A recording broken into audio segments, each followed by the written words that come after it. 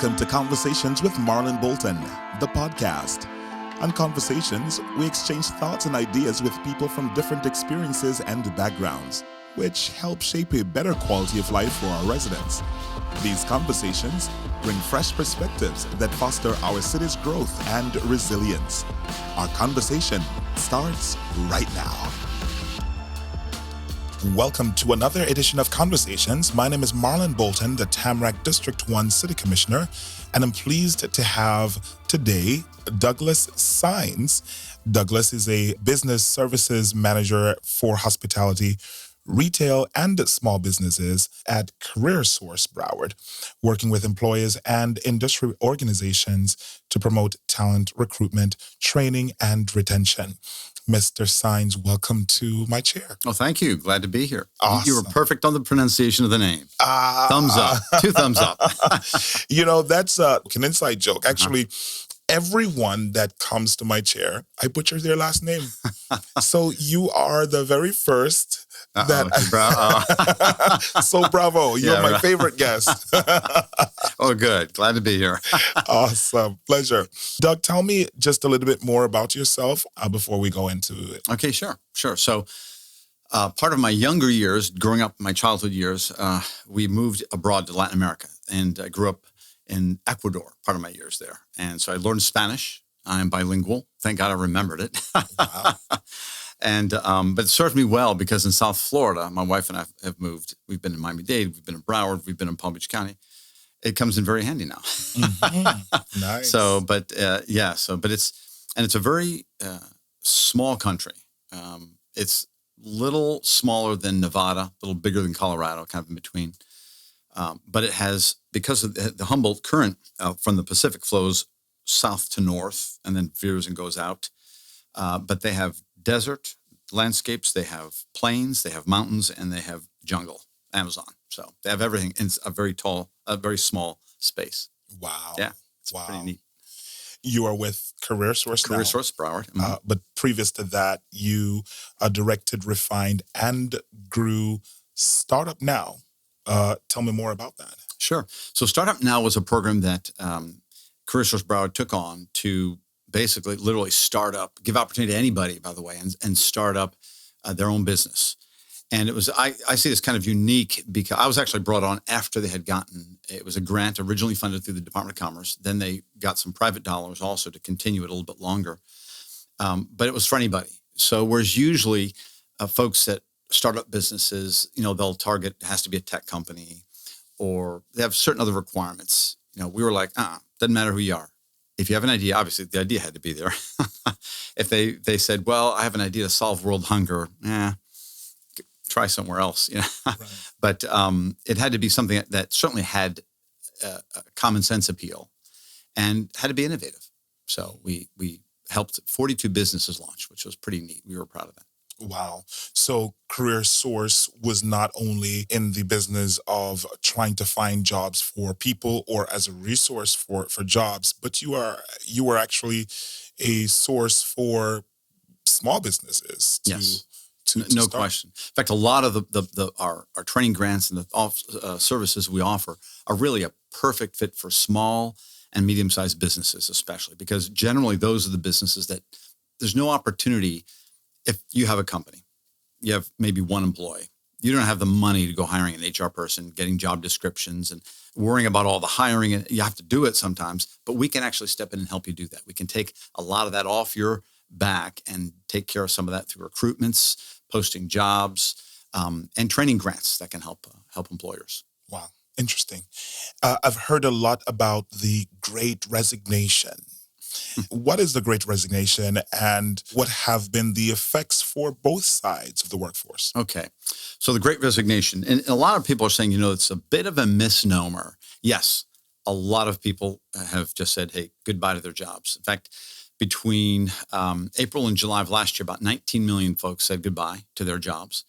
And that trend didn't really slow down much. In November, there was another surge, about 4.5 million people, and this is nationwide, left their jobs. So people are saying, you know what, with the shutdowns and lockdowns, they had time to think, and they decided to rethink their work-life balance in the end. But what we haven't heard a lot of is hiring has been on the increase. And for example, in the last couple months of 21, the hiring rates are higher than the separation rates, if you will. For those out there who resigned or just don't think they're doing the right job anymore, Doug, what are some reasons they're quitting or changing careers, and how can Career Source Broward help? Okay, so two-part question. So first part A, key reasons individuals started saying goodbye. Kind of a lack of interest in their well-being by the employer. Ultimately, an employer should always have their employees top of mind. But a lot of folks are saying, they don't care. If I need to take a little time off to something happens with my kid or someone's sick, it's like they kind of frown upon that. I'm expected to be here no matter what. And they're saying, you know what, I need a better balance, and my well-being is important. Burnout, though, was actually one of the biggest issues. And particularly in healthcare, in hospitality, burnout was huge. And then you have a few others, better pay that's always there, but it's not the top reason. It usually never is pay on that regard. A couple other things: lack of flexibility on behalf of the employer. If they need some scheduling flexibility or time off, those kind of things. Again, that relates to the work-life balance. And a lot of them just didn't feel like they were being valued by their employers. They had ideas, they had input. They really didn't feel like they were recognized for what they did. Right. Part two? Sure. Or did you want to? No, okay. Give me part two. I love it. So part two, how can we help? I'm actually learning, by the way. Okay. Oh, good. Not that I'm looking. Okay. I don't want my residents to panic. But I'm learning a lot because in my other job, I'm a pastor, and people ask me these questions all the time. So I'm so glad to have the correct answer. Well, phenomenal. So on the other side, for those that are looking for work, we can help. We have 3 career centers throughout the county. And in each of those career centers, we can help folks kind of determine what are your strengths right now? What kind of transferable skills do you have? We can actually help them start looking for not only a career, but where the training can come from if needed. You don't always need training. Sometimes you do, but we can help pinpoint that. And if need be, if you really need some marketable skills, we can definitely help with training grants. We provide training grants for people that don't have a marketable skill, and we can help move them on into something better. So those are some key things that we can do for job seekers, and they should keep that top of mind. Right. Let's say that you like what you do. Mm-hmm. How can you improve your earning potential and excel in your current field? Okay. And that's always a good question because everyone's always looking to move up. They want to move further, expand their skill sets. A couple things I would do. In fact, I was just doing this actually for another reason. I was working with the hospitality industry, which is one of the industries I connect with at Career Source. Go online, go to industry organizations, look for certifications or licenses that you might need or that would help you improve. Because any employer will always look at someone who's investing their time into learning more as an asset. It's like, okay, they're interested, they have the attitude, they have the interest. So that's one. You can also go online, look for different free courses. A lot of universities and all, and mind you, a lot of them still charge for stuff, but they'll offer free courses still. And there's a lot of, over the last, I'd say maybe 10, 20 years, maybe, a lot of online educational providers are offering free classes of different kind. And sometimes it's kind of like taking an audit, if you will. You get the materials, you can read the book, see this, that, and the other, maybe online lectures, but there's no certificate or anything like that. You can always pay for that if you want, but you don't need to. You can simply go in there, put on your resume, hey, I've completed this. So those are some different ways you can actually build up your skill sets and show your employer, as soon as you do that, put it on your resume. Let your employer know. Give the copy of the certificate to your boss, give it to your HR department. Let it all be on the record that you're improving. Right. On my wall right now, I have a Florida Atlantic University Hospitality and Tourism Management. It's a certificate, but it looks like a master's degree, doesn't it? Yes, it's very fancy. Very fancy. And guess what, Doug? It was free. Okay. It was free. There you go. and it's out there. But you're a great example. And you see it's there. Just you got to do a little bit of digging. You can find out and you can learn. Yeah. And that's where we can also, for those We tell folks, listen, if you have a marketable skill, we can't provide a training grant for you. We're public stewards. We're stewards of the public dollar. We have to be careful. Yes. But just because you have a marketable skill doesn't mean with all the changes in technology and processes, there's not some skill sets you can improve on. We might be able to help cover the cost of those to help keep you marketable and competitive. So check in with us and we can do that. Project management, for example, and something like this that different colleges and universities offer, we can also look at that and see if it's possible for us to help out. Very nice. Financial cost, though, can be a roadblock for a lot of people ready for a change. And most people want to avoid debt as much as they possibly can. So how can people get retrained or learn new skills without breaking the bank? We just talked about free resources at colleges and universities, but what are some other avenues? Okay, and it's a great question. It kind of blends in with what we were talking about.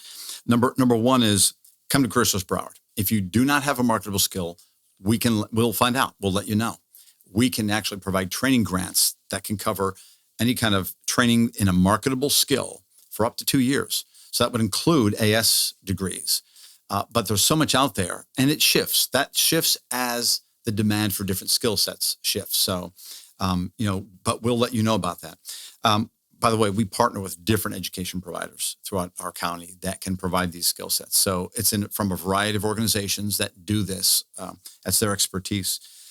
Like I said, also, if you need an upgrade in a certain skill, we can help with that as well. It might be a certification. It might be some kind of other kind of certificate that kind of shows, yes, I've acquired this skill. I'm competitive. I'm on the front lines of what I need to do my job. You can also, we have other resources, which I like to kind of brag about. We provide paid internship programs. So if you're looking for work, now we're going to still require you to look for work, but we can also put you to work part-time for an employer. Now, the nice thing is the employer, we cover the wages, we cover the workman's comp, and you get something on your resume. So you don't have those, huge gaps on your resume, like, what were you doing here again? Well, you'll have something to fill in there. So I encourage job seekers to take advantage of that, inquire about that when they go to one of our centers. And apprenticeships. We have a huge interest in apprenticeships. We're really trying to promote that because it's that perfect balance of that classroom learning with the hands-on learning. So it's perfect. Different industries. We're working right now with marine industries. Okay, one of my colleagues works with the marine industry where they're looking for people for like in the marine technician, those kind of occupations, and it's all laid out. And you can earn while you learn. It's a phenomenal setup. Just a couple of weeks ago, we introduced 5 apprenticeships that are U.S. Department of Labor registered apprenticeships in hospitality. So we had the American Hotel and Lodging Association, and we had the National Restaurant Association. They were there talking about these with employers here in Broward. It was a webinar. It was via, Zoom, so we didn't have to fly everybody in. But they were able to hear, hey, this is what's available to you. Invest in your employees. And we encourage the employees on the other side, or the potential employees, the job seeker, consider an apprenticeship if there are any in the field that you're looking to get into. We generally think, trades. Yes, they have a history in the trades. That's great. But there's other fields. IT is is building apprenticeships now for the IT industry. Like I said, marine, hospitality, and different ones. There's one I was just reading about. There's one in healthcare they're developing for some of the entry-level positions. And again, that just starts someone off on that career path forward so you can keep moving up. Obviously, there are a lot of residents who run businesses, and they may find themselves on the other end of the great resignation. What are some things to consider as they try and retain their workforce? Okay. And I think it kind of came out in some of these surveys, well, the one survey I alluded to, but I've read a few. Some of them were targeted to hospitality because that was one of the biggest hit industries. But it speaks to all employers. One is, take care of your employees. Okay. And one of the things that I learned some time back, and there was if you haven't read it, I think you'd enjoy this book, Commissioner. It's called Contented Cows Give Better Milk. The whole concept was they took hard data from companies that you and I know, those companies that treated their employees well and everybody gave them a vision, outperformed on every financial measure companies that didn't do that. And they've updated the book since. So I haven't read the update yet. But that's the whole concept. It's what these surveys that we've talked about through the Great Resignation are showing. Are you caring for your employees, their well-being? Are you making the work experience valuable? Are you giving value to their ideas and their suggestions? Are you burning them out? Are you making room for them to, kind of cool off a little bit after they've been working on 5 projects at once? These are important things. And any employer has to see that and make do. But that kind of flexibility, believe me, they're the people that deal with your customers, whoever the customer is, whether it's another business, individuals, other people in other countries. It doesn't matter. If they're taken care of, they're going to outperform and do well for you. And so that's the key thing I would say. But another one is invest in your employees. And that's where, again, we can help, because on the employer side, we offer the training grants where if you say you want to hire someone new, you'll love them. You say, this person's phenomenal, but they don't have all the skills I need. Well, we say hire for attitude, train for skill. Before you hire that person, call us, because we can step in with a training grant that can reimburse up to 75% of the wages. We work out a training plan, and that's what you start after you've hired them then, and it can help you cut down your cost tremendously. We have incumbent worker training grants, where if you have a group of employees that need to skill up on some things, helps you remain competitive, helps them do their job better. We can reimburse up to 90% of the training costs. So these are things that employers can tap into that can be a huge boost. And something you'll love, I know, as a pastor. Mm-hmm. We have our summer youth employment program that targets juniors and seniors in high school. It happens during the summer, but now is the time for businesses to sign up as a work site.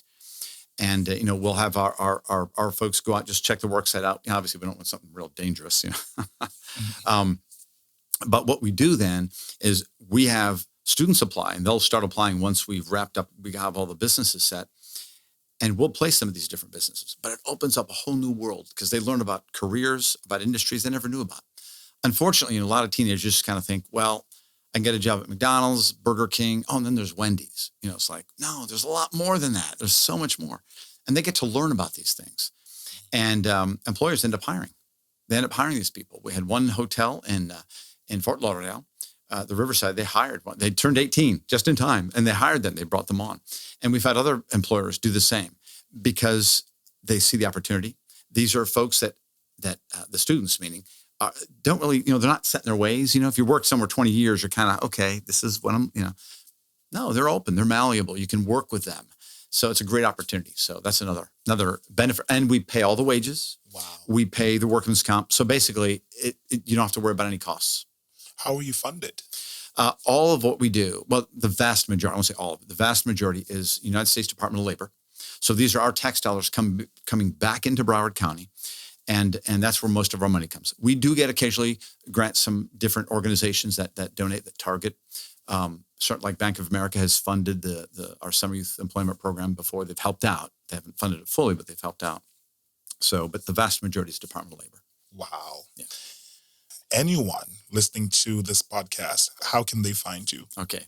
Different ways. If you go online, if I don't know this, I'm in bad shape, right? CareerSourceBroward.com. Yes. Again, that's www.CareerSourceBroward.com, all one word. Or we have 3 career centers. So one is down in the Hollywood area. It's off of the Davie Road Extension. There's one on Oakland Park Boulevard. And there's one up on Coconut Creek Parkway. So you can call them. You can visit there. But they're there to help you. And that's what we do. And we're more than happy to.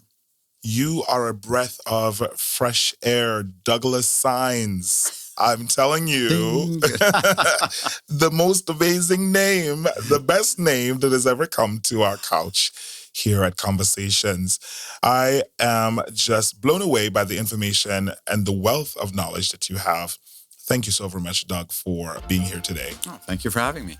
Again, my name is Marlon Bolton, your Tamarack District 1 City Commissioner, for another edition of Conversations. Until next time, walk good. Thanks for tuning in to Conversations with Marlon Bolton, brought to you by the City of Tamarack, Office of Commissioner Marlon Bolton.